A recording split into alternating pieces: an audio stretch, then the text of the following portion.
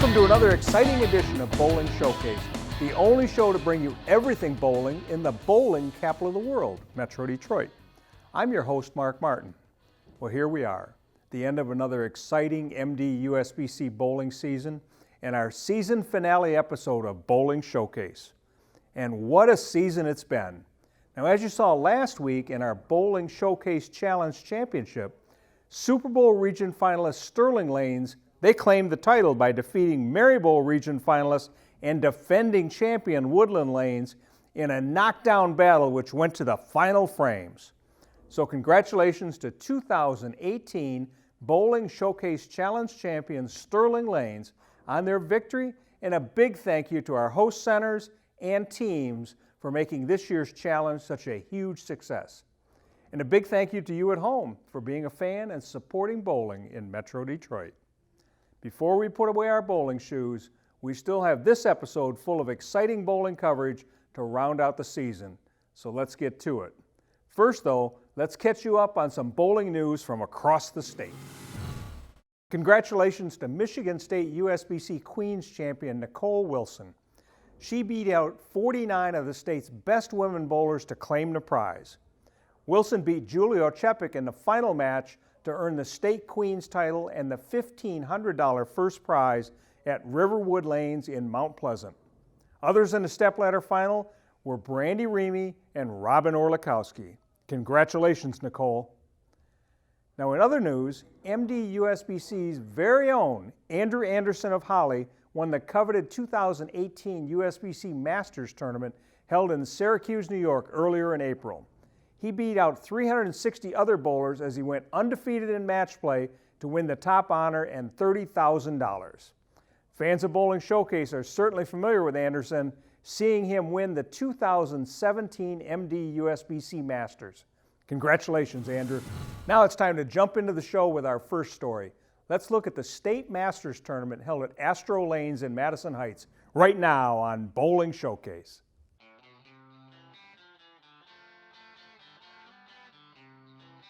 Kurt Pilon of Warren won the 2018 Michigan State Masters Tournament at Astro Lanes in Madison Heights by defeating J.R. Raymond of Clinton Township 492 to 479 in the two-game championship match.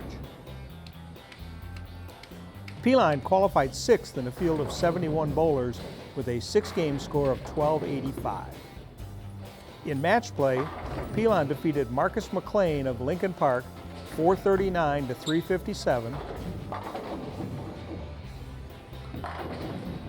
Justin Nyman of Macomb 434 to 360. And Curry Creighton of Pontiac 499 to 395.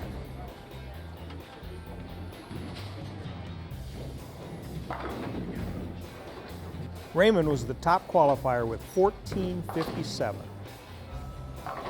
In match play, Raymond defeated Connor Weber of Wayne 372 to 357. Perry Kroll of Chesterfield 475 to 399.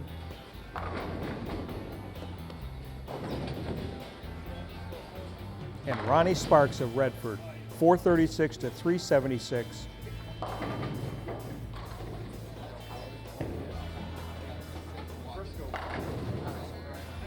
Before getting knocked into the loser's bracket by Pilon. Raymond moved back to the winner's bracket by defeating Sparks a second time, 400 to 390. In the final championship match, Pilon and Raymond tied with 467 in the finals of the winner's bracket, and Pilon won the two-frame roll-off 60 to 48, earning him the title and the $2,500 top prize. All right, I'm here with this year's champion of the Michigan State Masters. How does that sound, Kurt? I like the sound of that. You know, a couple years ago, I had a tough match with Craig Nidifer and lost, and that was weighing on me a little bit. And I haven't got a chance to bowl. I didn't bowl last year, and this year I had a good look, and it really kind of meant something this time around because I didn't want to have another, basically a second, but at the same time just a letdown, And so I felt pretty good today, and great turnout. Everything was really good. I'm happy about it. Yeah, I 7-10'd a couple of frames earlier, and then just threw one really bad in the fill ball and left 7, gave him a chance to tie. And sure enough, he threw all 3 in the 10th. So, you know, I mean, he did what he had to do. So that's, I mean, good bowling to him. It's great. Congratulations to all this year's participants, and especially Kurt Pilon on his dominating win. What a great way to end this year's tournament season. And watching these bowlers, seeing their skill level and their competitiveness, is it any wonder why Metro Detroit is the bowling capital of the world? And remember, just because summer's almost here, that doesn't mean you have to put your bowling equipment away. On those extremely hot days, like in July and August, your local bowling center offers an air-conditioned, cool way of having fun and getting your exercise. Give it a try. Before we get back to this month's bowling action, we need to take a few commercial breaks. But I want you to remember that the companies, organizations, bowling centers, and individuals that you see in our commercials and in our credits, they're the ones that bring Bowling Showcase to you every Saturday morning in your living room. Therefore, we ask that you support them when you can and thank them for bringing bowling back to Detroit television. Stick around, we'll be right back with more Bowling Showcase.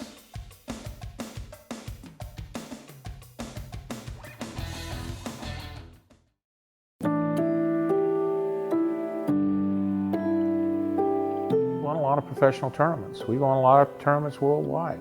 I mean, we won more in the last 10 years worldwide than any company. We make good bowling balls, and good players use our bowling balls because they can win with them.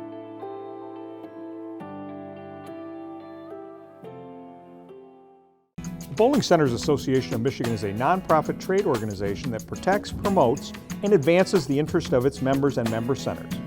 It is the only association in Michigan affiliated with the Bowling Proprietors Association of America. Benefits include group purchasing programs, tournaments, annual convention and trade show, education seminars, and legislative representation. Interested in becoming a member? Contact Bo Gergen at 989-600-0992 or visit mibowl.com. The Michigan State USBC Bowling Association provides tournament competition to all levels of bowlers. Competition includes the Michigan State Open Championships at Fairlanes in Granville and Westgate in Comstock Park. The State Masters and Senior Masters will be at Astro Lanes in Madison Heights. Visit mistatebowl.com for entries for these tournaments and more information.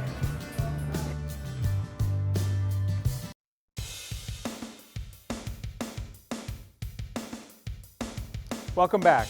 If you've been a faithful viewer, and I know you have, then you've been following the highly competitive Women's Series. There's 5 events with all bowlers in each event earning cup points. And at the end of the season, the top 15 point earners compete in the RIP 10 Invitational, and a series cup winner is crowned. And this season, just like previous ones, has been full of excitement, drama, and an exciting cup race. With 4 events completed, and the 5th and final event coming up finds Robin Orlikowski ahead in points and the always competitive and driven Lisa Bishop close behind. It's down to the wire, so let's take a look at the final Women's Series event held at Ford Lanes in Dearborn Heights, now on Bowling Showcase.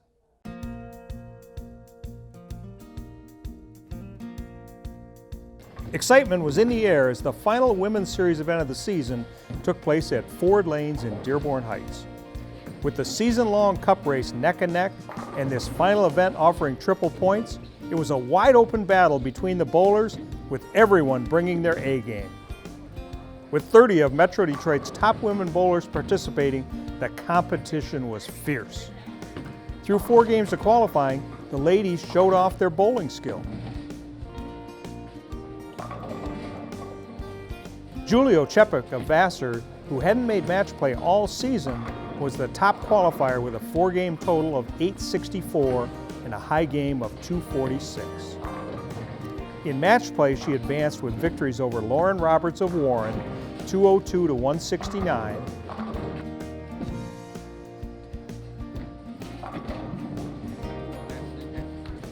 and Valerie Bercier of Spring Lake, 247 to 187.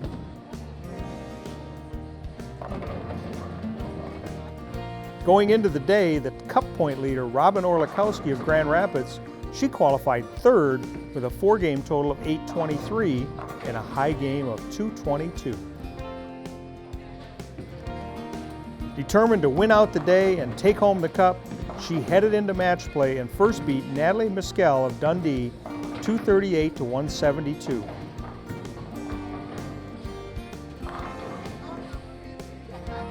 Her next opponent was Ashley Denard of Southfield. In a seesaw battle, she beat Denard 225 to 190 to advance to the finals. The final was now all set. Oczepik versus Orlikowski. The two best friends and Brunswick teammates facing off against each other as rivals.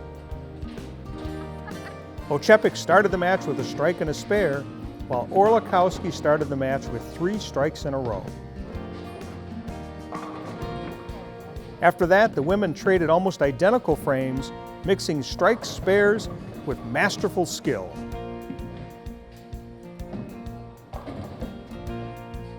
And sometimes sheer luck.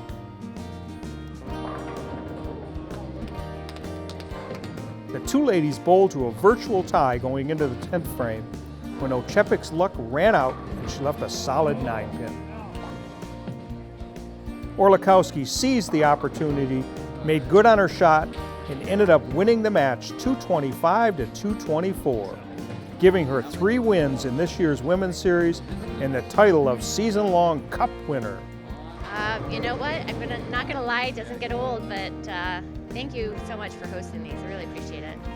Hey, you bowled great today. You were third in qualifying, and Julie could have got you in the 10th frame of the championship match and left a little bit of a 9-pin. What were you thinking when it came off her hand?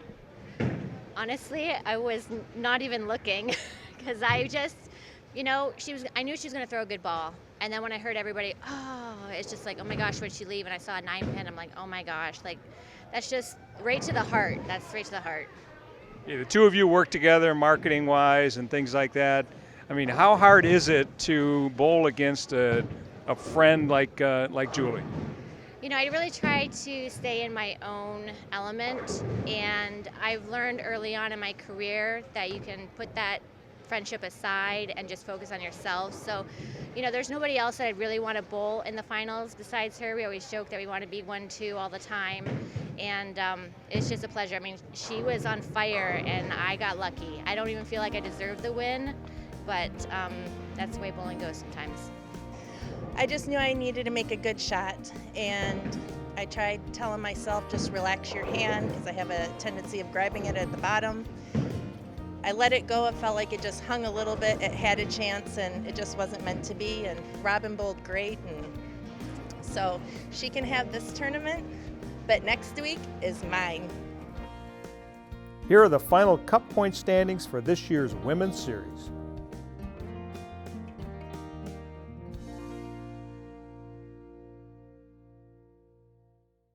Congratulations to Robin Orlikowski.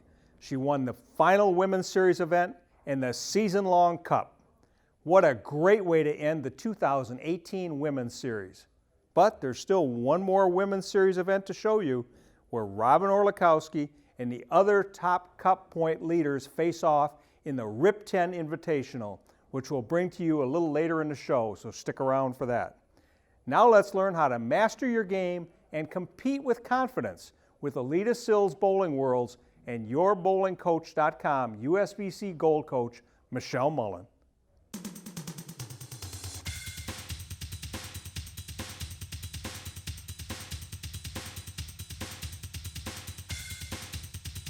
Hi, I'm your bowling coach, Michelle Mullen. Welcome to this episode's tip. So last time we talked about adjusting to the conditions, which helps you develop the proper amount of hook to the pocket. This week I'd like to talk a little bit more about developing a stronger hook as it pertains to your release, and then talk about how you might adjust your bowling ball. A lot of people come to me and they want to develop a stronger hook, see their ball react more on the lanes. And while I like to help them with this, a lot of people misunderstand the release and its effect on the ball reaction. A good release involves a healthy relationship between the amount of forward roll and the amount of side roll you impart to the ball. Too much forward roll and the ball's going to go straight, but too much side roll and the ball's going to overskate and skid longer, running out of time to actually hook on the lane. So this is a case where more turn is not more hook. So keep in mind, the only reason your thumb is actually in the ball is so that you can hold on to it during the swing. But at the release point, you want it out right away. And the rotation is with the fingers only. And where you find the position of your hand will affect the type of roll you get on the ball. A lot of people misunderstand the way their ball is hooking and what they need to do to get it to hook more. For example, if you get around the ball and you create more side turn and it just slides and it's not picking up and grabbing the lane, it's not that you need more back end reaction. You actually need to get your hand to stay behind the ball more so that you can roll it a little heavier and get that forward roll that gets the ball to start up quicker on the lane. So now we're going to take a look at Ryan, where his hand gets a little bit more around the side of the ball. And its effect to delay the ball's reaction, it's going to slide a little longer before it reacts.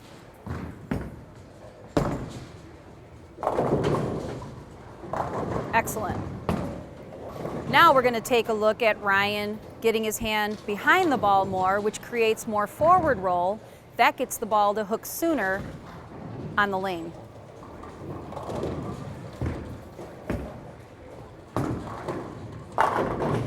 You can see there he was flush in the pocket. Now, of course, if you stay too far behind the ball and you end up throwing it a lot straighter without any side turn, yeah, it's not going to do anything on the back end. But the whole idea here is a lot of people get around the ball because it's a little easier to do, and they see it slide a little too long and they don't see it react on the back end simply because it didn't start soon enough and it runs out of lane to hook. So in that case, staying behind it a little more and turning through the ball versus around it will help you see that ball grab the lane and hook more. And this is a case where more turn isn't more hook. It's important to note that while we're focused on the release at this point, that the surface of your ball has a lot to do with how it reacts on the lane as well.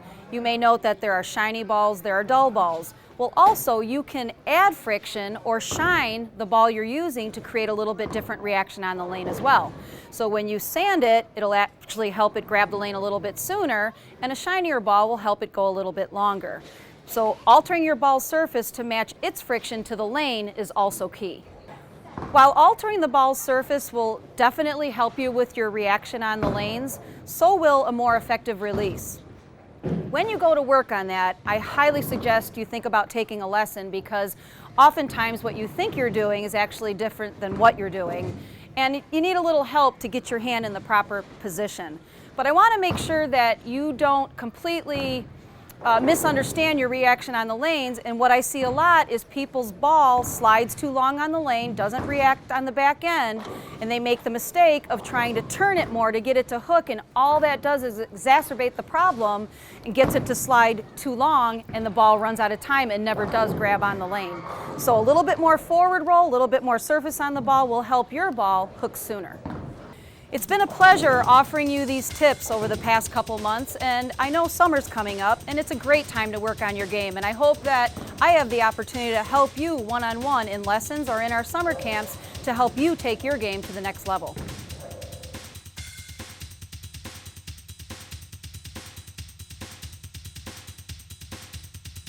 Thanks, Michelle, for providing these great tips all season long. You know, summer may be a great time to do a little work on your game and be ready to surprise your fellow bowlers come next season.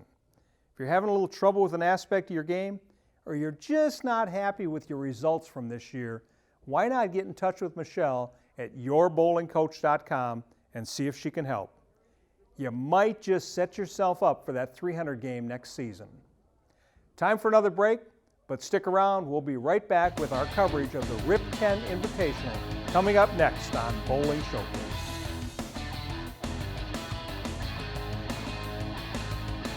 The Michigan State USBC Women's Bowling Association provides recognition and tournament competition to all levels of women bowlers. Competition includes the Women's State Tournament this year in Waterford, the State Queens in Mount Pleasant, in the Midwest Women's Tournament in Green Bay, Wisconsin. Recognition includes first-time 300 game and first-time 6, 7, and 800 series. Visit MichiganWBA.com for entries for these tournaments and more information on women's bowling. Metro Detroit USBC, your source for everything bowling in the bowling capital of the world. We support USBC certified league and tournament competition. We provide 11 tournaments for all members of our association, including men, women, youth, seniors, scratch, and handicap competition. The top reasons for belonging to the Metro Detroit USBC are having your average recognized, bonding of league funds, rules of the game, assistance in resolving league issues, equipment standards of the game, charities, and awards. Visit us at mdusbc.com.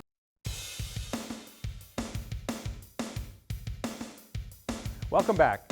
Okay, here we go. The final event of the 2018 MD USBC bowling season. After following these women all season long, let's cheer them on one more time. The Women's Series RIP 10 Invitational from Shelby Lanes, right now on Bowling Showcase.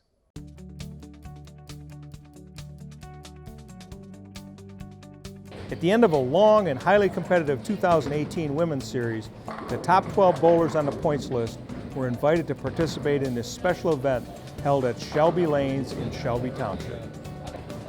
Women's Series Cup winner Robin Orlikowski, she was joined by fellow competitors Lisa Bishop,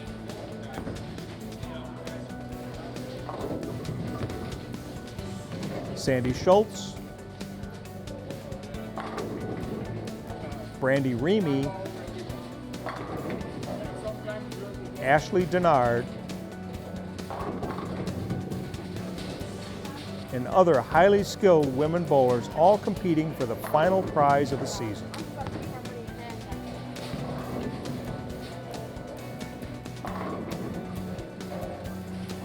After 4 games of qualifying, Brandy Remy of Livonia emerged as the day's top qualifier with an impressive 4-game total of 997 on games of 227, 215, 289, and 266. The other stepladder finalists were Ashley Denard of Southfield, Sandy Schultz of Macomb, and Angela Wilt of Westland. The 4 ladies moved on to single-game stepladder match play. The stepladder matches started off with Angela Wilt facing off against Sandy Schultz. Through the first 6 frames, Schultz rattled off 5 strikes and a spare. Wilt, she stayed competitive with 3 strikes and a spare in the first 4 frames. But in frames 5 and 6, the lanes got the better of Wilt, and she had 2 open frames. From that point on, Schultz never looked back and won the match 248 to 201. In the next match, Schultz faced off against Ashley Denard. Denard was the winner of the season's very first Women's Series event back in November, and she had continued to be a strong competitor throughout the season. Both bowlers knew that to win this match, every frame would have to count. Denard started the match with a strike and a spare, while Schultz, she rattled off 2 strikes off the bat. Denard left an open in the 3rd frame, but quickly regained her game by picking up 3 consecutive strikes.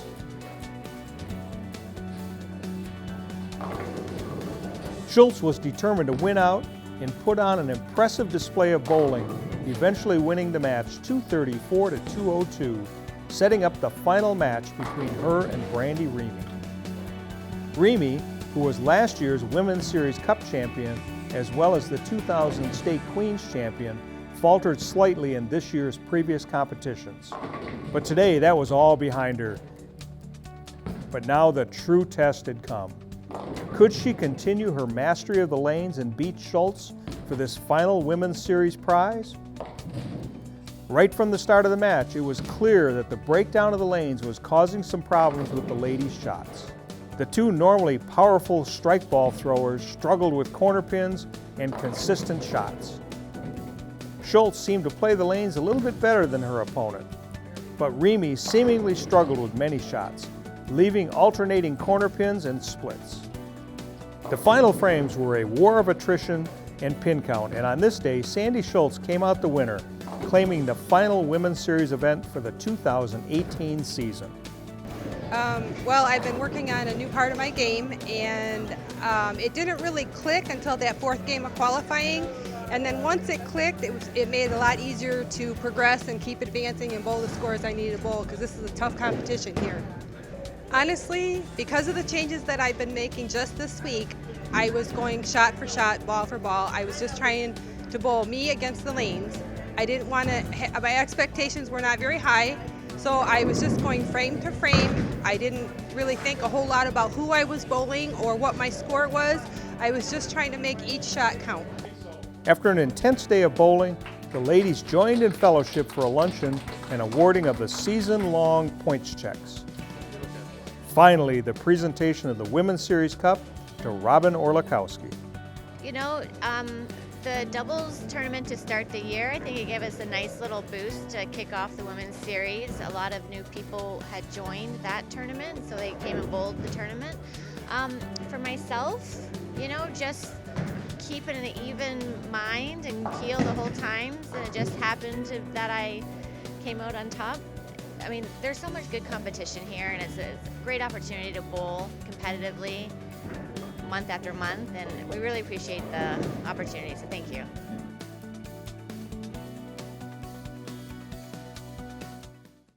A big congratulations to Sandy Schultz on her RIP 10 Invitational win, and a big congratulations to Cup winner Robin Orlikowski, and all our individual event winners and participants.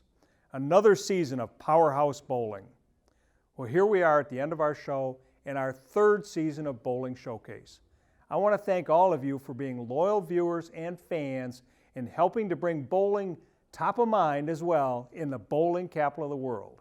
If you like what we're doing, please tell your friends, family, leagues, anybody else to like and join our Facebook and YouTube pages. Just look for Bowling Showcase. And let your local bowling center know that you appreciate their help in bringing Bowling Showcase to you at home. Now for Bowling Showcase, I'm Mark Martin. Have a safe and happy summer, and I'll see you next season on Bowling Showcase.